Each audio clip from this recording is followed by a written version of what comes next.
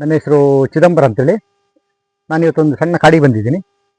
ಈ ಗಿಡ ನೋಡಿ ನನಗೆ ಒಂಥರ ಇಪ್ಪಳಿ ಇದೆಯಲ್ಲ, ಕಾಳುಮೆಣಸು ಕ್ರಾಸ್ ಮಾಡ್ತಾರೆ ನೋಡಿ, ಅದು ಗಿಡ ನೋಡ್ದಂಗೆ ಆಯಿತು. ಇದು ನೋಡ ಕಾಡುಗುರ್ಗಿ ಅಂತೇಳಿ ನೋಡಿ, ಅದರ ಸೀಡ್ಸ್ ಇದು ಅದರದ್ದು ಸೀಡ್ಸು.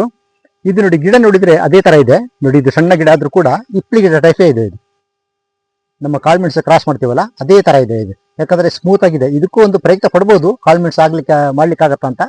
ಆದರೆ ಇದರ ಹೆಸರು ಗುರ್ಗಿ ಅಂತೇಳಿ. ಕಾಡಲ್ಲೆಲ್ಲ ತುಂಬ ಇದೆ, ಈ ಕಡೆ ಕಾಡಲ್ಲಿ. ಒಂದ್ಸರಿ ನೋಡಿ ನನಗೆ ಸಾಕಾಯಿತು, ಅರೆ ಇಲ್ಲಿ ಕೂಡ ಇಪ್ಪಳಿ ಹುಟ್ಟಿದೆಯಾ ಅಂತೇಳಿ. ಇದು ಇಪ್ಪಳಿ ಅಂತೇಳಿ ಅಲ್ಲ, ಇದು ಕಾಡುಗುರ್ಗಿ ಅಂತೇಳಿ ನೋಡಿ. ಇಪ್ಪಳಿ ಗಿಡ ಟೈಪೇ, ಸೇಮ್ ಇಪ್ಪಳಿ ಟೈಪೇ ಇದೆ, ಸ್ಮೂತ್ ಆಗಿ. ಗ್ರಾಫ್ಟ್ ಮಾಡೋದಾದ್ರೆ ಇಲ್ಲಿ ನೋಡಿ ಇದು ಮಾಡಿ ನೋಡಬೇಕು.